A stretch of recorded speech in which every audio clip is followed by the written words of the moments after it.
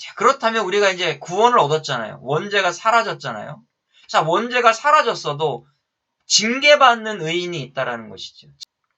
하나님의 법정에서 재판장이신 하나님이 너 이제 의인이다라고 딱 판결을 내려주셨습니다. 자, 판결을 내려주셨다면 이제는 우리는 죄인은 아니라는 거죠. 자, 그러면 어떤 죄인이 아닙니까? 원죄의 죄인이 아닌 겁니다. 그런데 우리가 원죄는 사라졌는데 우리의 삶을 보니까 어떻게 살아요? 자범죄를 계속해서 짓고 있잖아요. 나의 이 겉사람이 죄를 짓고 있는 거예요. 하나님 보시기에 거룩한 삶을 살지 못하는 겁니다. 자, 히브리서 12장 8절에 말씀하고 있죠. 자, 히브리서 12장 8절에 뭐라고 말씀합니까? 징계는 다 받는 것이거늘 너희에게 없으면 사생자여 친아들이 아니니라. 자, 징계는 다 받는 거래요. 하나님이 징계를 왜 내리실까요? 똑바로 살라고 징계를 내리시겠죠. 자, 징계라는 단어의 뜻을 볼게요. 파이데이아라는 단어입니다. 가정, 교수, 교육, 훈련으로 바르게 함 이런 뜻입니다. 자, 파이데이아, 징계는요. 때리려고 하는 게 아니죠. 하나님께서 가정교사처럼 올바른 길로 갈 수 있도록 가르치기 위해서 지금 징계하신다라는 겁니다. 그의 삶을 때리려고 하는 게 아닌 겁니다. 자, 인간들 어떻습니까? 잘못하면 막 두드려 패죠. 자기 자식도 막 두드려 패죠. 그런데 하나님은 두드려 패려고 하는 것이 아니라 교육적인 목적에서 하고 계신다라는 것을 말씀하고 있습니다. 자, 여기 이 징계라는 문법을 볼까요? NGFS로 되어 있습니다. N은 명사입니다. G가 뭐겠습니까? 소유격이잖아요. 자, 그러면 징계가 소유하고 있는 게 뭘까 우리는 생각해 봐야 돼요. 징계가 뭘 소유하고 있을까요? 교육이에요. 우리가 자범죄를 계속 짓잖아요. 그럼 하나님이 교육하시기 위해서 징계할 수가 있는 겁니다. 그것이 다윗을 통해서 알 수 있습니다. 다윗이요 승승장구 잘 올라가잖아요. 하나님 말씀대로 잘 따라 올라갔잖아요. 그런데 밧세바를 취함으로 말미암아 어떤 일이 일어납니까? 그 다음부터 꼬꾸라지는 거예요. 문제가 생기는 거죠. 그렇다고 해서 다윗의 왕위를 빼앗았습니까? 왕위를 빼앗지는 않았습니다. 그런데 거기에 징계가 들어갔다는 얘기입니다. 대가가 있는 거예요. 징계가 있다는 얘기는 대가가 있다는 것을 말씀해주고 있습니다. 그렇다면 저와 여러분 우리가 원죄에서 해방됐어요. 원죄에서 해방됐다고 내 마음대로 내 멋대로 살아야 되겠네요? 막 죄지면서 자범죄 죄이면서 도덕적으로 윤리적으로 막 죄지으면서 살아야 되겠네요? 아니라는 거죠.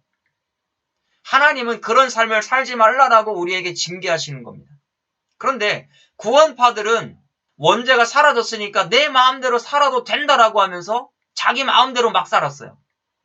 그런데 어떤 문제가 생기는 겁니까? 양심의 가책을 느끼게 되는 거죠. 자, 인간들에게는요, 양심이라는 게 있단 말이에요. 그러니까 계속 자범죄를 지으면 양심이 찔려지게 되는 겁니다. 저와 여러분들이 그 양심에 찔림받는 그런 것들이 자꾸 가책이 되는 거예요.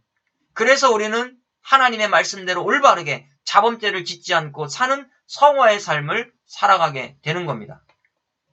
자, 만약에 징계가 없다면요. 어떤 일이 일어날까요? 사생자가 됐는데요. 자, 사생자라고 하는 단어를 보니까 노도스라는 단어를 썼네요. 자, 노도스라는 뜻을 보니까 가짜라는 뜻이에요. 서출의 아들, 사생아. 저와 여러분들이 구원받았다고 하면서도 하나님의 말씀대로 안 산다면 그 사람의 구원은 가짜라는 거죠. 하나님의 말씀을 듣지 않는다면 그 사람은 가짜의 신앙생활을 하고 있는 거예요. 결국 서출의 아들이라는 거죠. 사생자예요. 버림받은 자라는 겁니다. 그러니까 율법으로 자꾸 구원 얻으려고 하는 사람들은 가짜 신앙을 하고 있다라고 보시면 됩니다. 저와 여러분들은 참 아들인 겁니다. 자, 참 아들이라는 단어를 보니까 휘오스예요. 휘오스, 아들이라는 뜻이죠. 하나님의 아들이라는 단어를 쓸 때도 휘오스라는 단어죠. 그러니까 예수님도 하나님의 아들 휘오스예요. 그러니까 우리도 예수님을 통해서 휘오스, 완전한 하나님의 아들이 되었다라는 거죠. 이게 진짜 구원받은 백성이고요.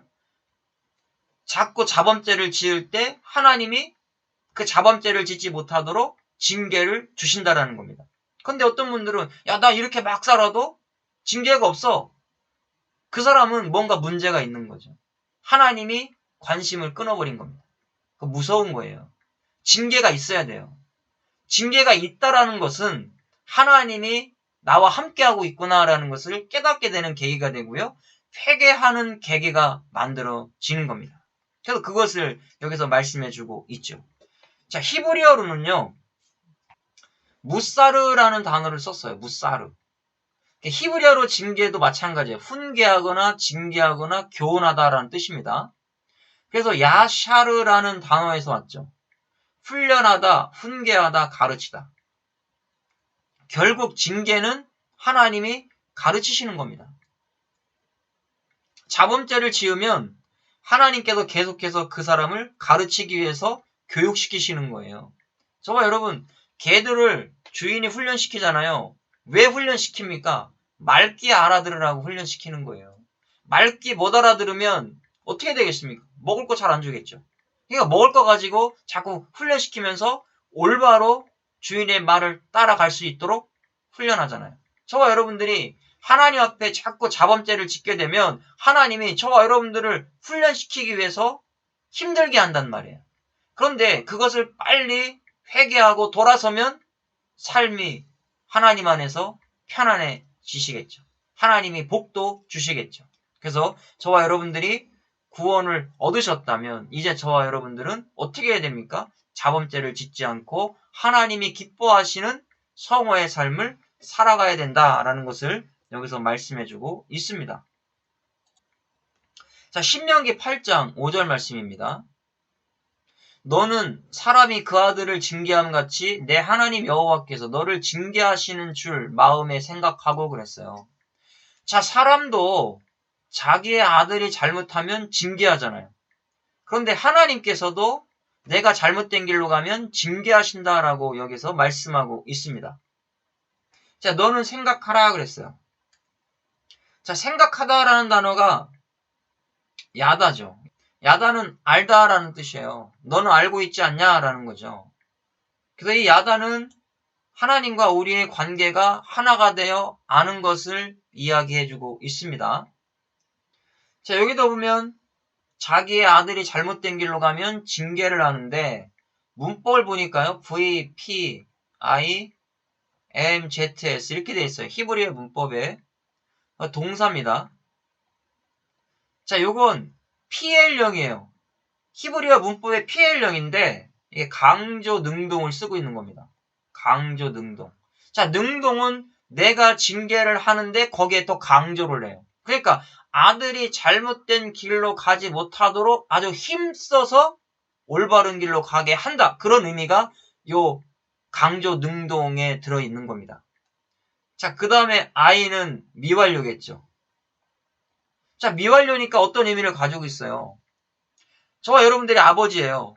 그런데 아들이 자꾸 잘못된 길로 가고 죄 짓는 길로 가요. 그러니까 어느 날 불러가지고요. 너 이렇게 하면 안 돼 하고 아주 심하게 징계를 했습니다. 교육을 시켰죠. 그런데 이 교육이 한 번으로 끝나는 게 아니라는 거예요. 잘못된 길로 가면 갈수록 계속해서 미완료니까 히브리어의 미완료의 개념은요. 행동이 끝나지 않은 것을 말하는 겁니다. 행동이 안 끝났어요. 아들이 내 아들이니까 사생자라면 생각도 안 하겠죠. 내 아들이니까 잘못된 길로 가면 갈수록 계속해서 징계해서 붙잡아 준다라는 거예요. 그것을 여기서 말씀해주고 있는 겁니다. 자, 사람도 이렇게 하는데 하물며 하나님께서 너를 징계하시지 않겠냐라는 거예요. 자, 여기도 보면 V, P, P, A, M, Y, S 이렇게 되어 있습니다. 자, 여기에 V는 동사죠. 자, P는 PL형으로서 강조 능동이라겠습니다. 자, 이 PA가 히브리어의 분사 능동이에요. 분사 능동. 분사예요. 헬라어의 분사와 히브리어의 분사는 좀 달라요. 여기에 있는 이 분사는 그때의 상황을 설명해 주는 거죠. 자, 하나님께서 저와 여러분들을 강조 능동으로 징계를 한대요. 하나님이 징계를 하시면서 나를 올바르게 가게 하시는데요. 이거 남성이고 Y는 2인칭이에요. 2인칭. 그러면 하나님 입장에서 2인칭은 누굽니까? 저와 여러분들이에요.